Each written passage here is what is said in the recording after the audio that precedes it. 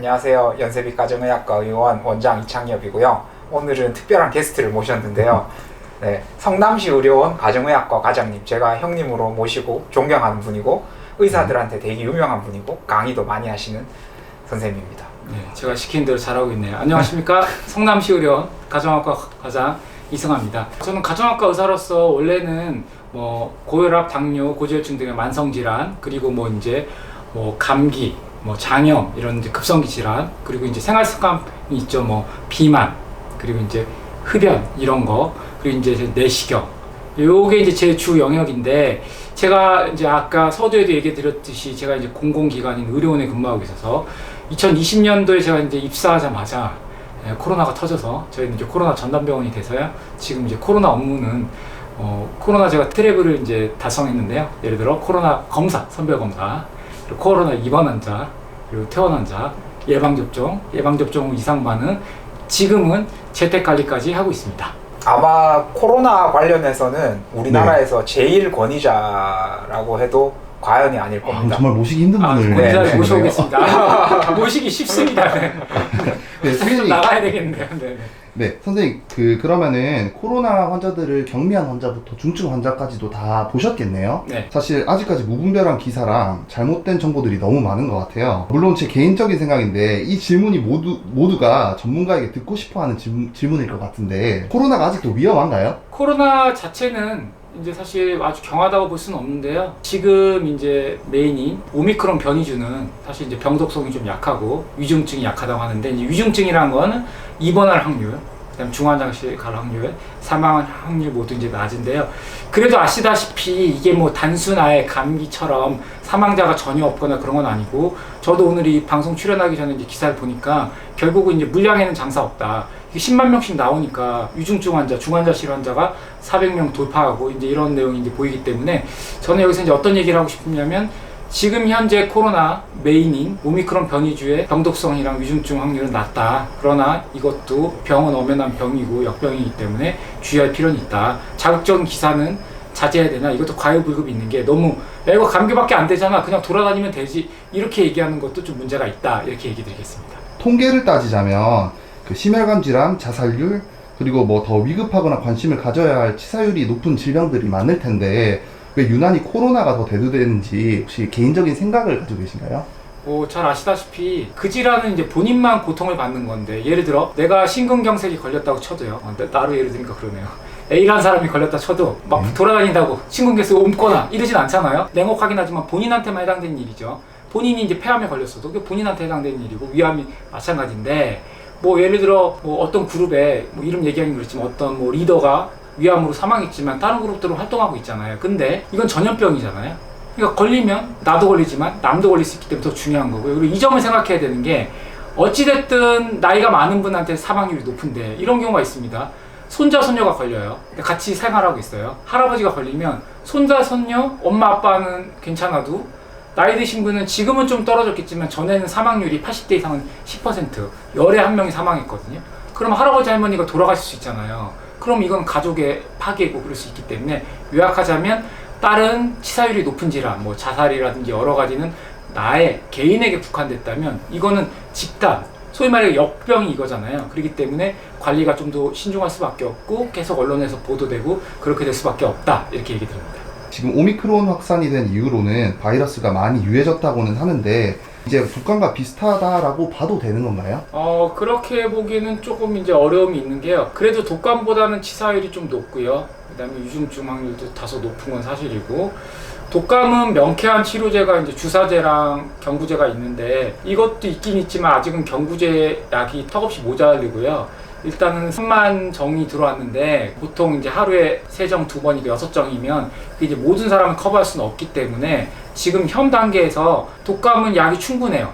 다 죽어도 남아요. 이건 약도 모자르고 주사제도 함부로 쓸 수 있는 게 아니고, 그보다 사망률, 치사율, 입원율 다 높기 때문에 그보다는 조금 더 신중하게 접근하는 게 좋겠습니다. 지금 현재 코로나 환자들을 뭐 경증, 중증으로 나눈다면 서로 어떤 치료를 받게 되나요? 일단 경증 환자들은 지금 현재는 이제 재택관리로 되어 있고요.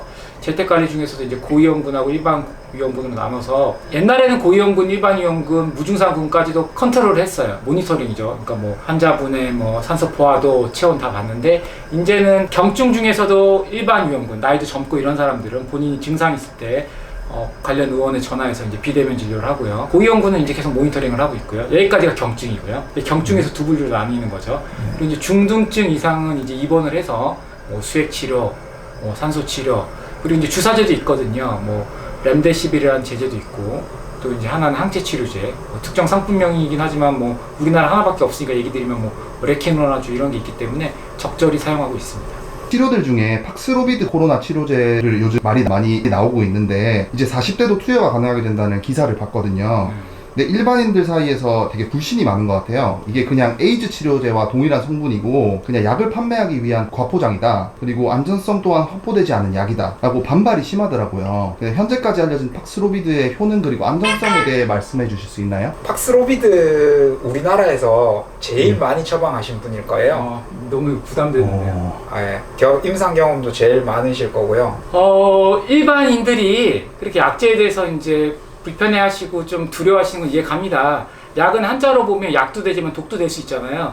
근데 이제 그렇게 생각하면 안 되는 게요. 그런 이치라면 예전에 이제 금주령도 있었고, 그럼 담배는 더 해로운 거잖아요. 다 없앨 수는 없잖아요. 어느 정도 이제 제어가 가능하다 보는데 얘기 드릴게요. 팍스로비드가 이제 주로 이제 환자들한테 투여해 보면 입이 쓰다, 설사한다, 뭐 구역감이 난다 이럴 수는 있는데 그게 대부분은 이제 시간 지나면 좋아지는 거고, 팍스로비드는 혈압이나 당뇨약처럼 평생 먹는 게 아니라 딱 5일 먹거든요. 하루에 2번. 그리고 효능 효과는 그 약을 복용한 환자들 90% 이상이 입원을 하거나 위중증으로 빠지는 경우가 없었기 때문에 결과는 입증이 돼 있고요. 지금 한번 생각을 해볼게요. 지금 원래는 허가증은 만 12세 이상, 단 이제 체중은 40kg 넘어야죠. 그러니까 중학교 1학년부터 먹을 수 있는 정도의 약이에요. 위험하면 중1, 중2, 중3, 고등, 고1, 고3 이렇게 못 줄 거잖아요. 그 정도 약이고. 지금 투여군을 한번 생각해 봅시다. 지금 40대 제 지인분이 걸렸는데 약을 먹고 싶다고 의사한테 얘기했는데 답은 이거예요. 죄송하지만 못 줍니다. 왜 못 주나요?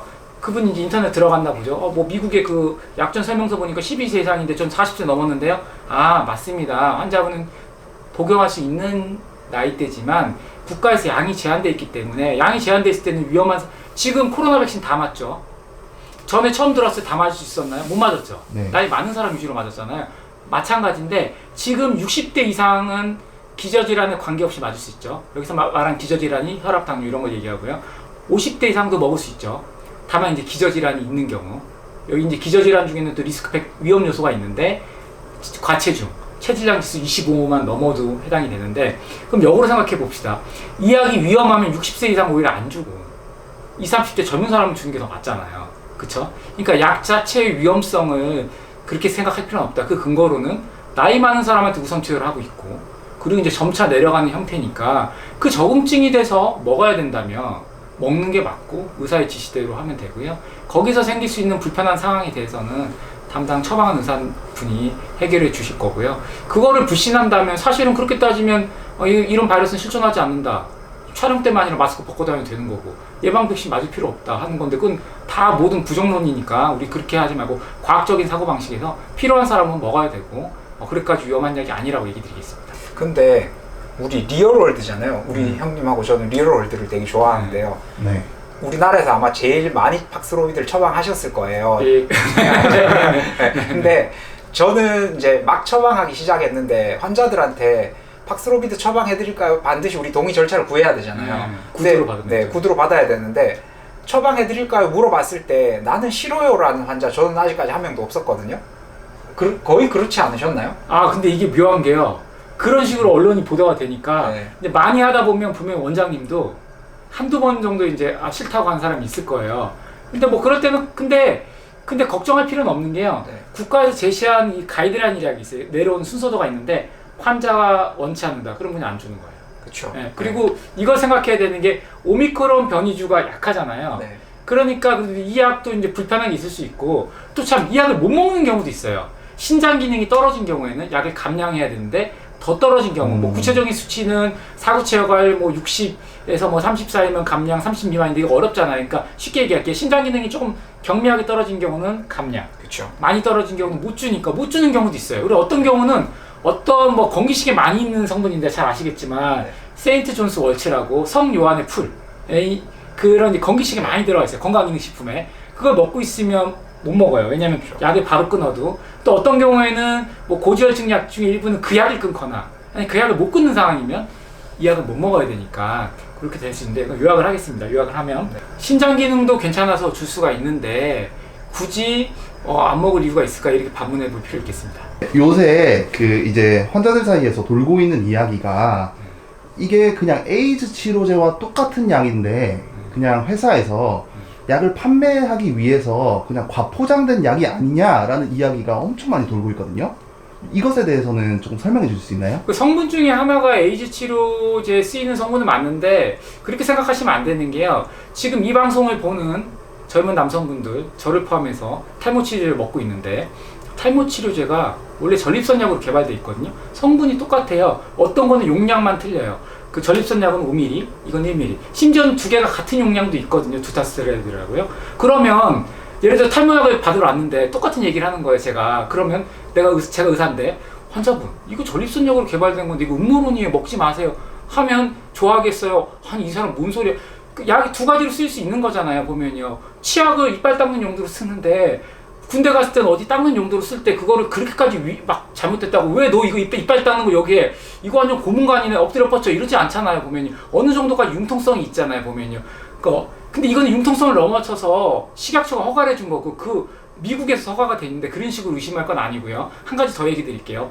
지금 이 방송을 보는 남자분들은 아무도 없겠지만 이 방송을 안 보는, 이창용 원장님 유튜브를 안 보는 그 어떤 분들은 발기부전약을 먹고 있어요. 그 약이 어떻게 개발됐는지 얘기 드릴게요. 그 약은 발기부전제로 개발하지 않았어요. 신부전 치료제로 개발했는데 그때는 뭐 반감기도 너무 짧고 유지가 잘 안 돼서 다 회수하는데 여자들은 다 내놓는데 남자들이 안 내놔요. 특히 나이 있는 분들. 물어봤더니 이걸 먹으니까 그 음경의 강직도나 이런 거 발기가 잘 돼서, 그래서 이제 그렇게 개발했잖아요. 다시 얘기 드리자면 한 성분이 어떤 치료제로 이용이 될 수 있으나 다른 효과가 있으면 그쪽으로 개발해서 이제 만든 약이 있는 거를 인정을 해야 되는데, 그렇지 않으면 탈모약도 먹으면 안 되고요. 치약도 그냥 이빨 닦는 용도로만 쓰고요. 그다음 스마트폰은 그냥 늘 그냥 공공 업무 하는 거나 쓰거나 이렇게 되는데, 같은 이슈로 그렇게 생각하지 않으셨으면 좋겠습니다. 우리 그런 이야기 엄청 많죠. 네. 근데 너무 명쾌하네요. 네. 근데 사실 이렇게 보니까 너무 잘못된 정보가 너무 많네요. 그리고 실제로 제가 가지고 온 질문들이 그 베스트 댓글에서 최소 1000명 이상 좋아요 누른 댓글이었거든요. 그러니까 많은 분들이 어떤 약을 만든 회사의 음모론이다. 뭐 이거를 그냥 판매하기 위해서 만든 거다. 어쨌든 이런 거는 다 이제 올바르지 않은 정보라고 저희가 이제 알면 되겠네요. 네. 현 시점에서 그 방역 지침이 어떻게 흘러갔으면 좋겠는지 또 이 부분 한번 말씀해 주실 수 있나요? 그게 좀 민감한 건데 사실 경제활동이랑 관계가 되니까 뭐 어느 게 옳다 그러다 말하기가 좀 어려운데요. 제가 볼 때는 이제는 어차피 어느 정도는 조금 더 풀어도 되지 않을까 생각을 하고요. 그러니까 구체적인 시간을 얘기하긴 그렇고 인원수를 얘기하긴 그렇지만 얘기를 드리고요.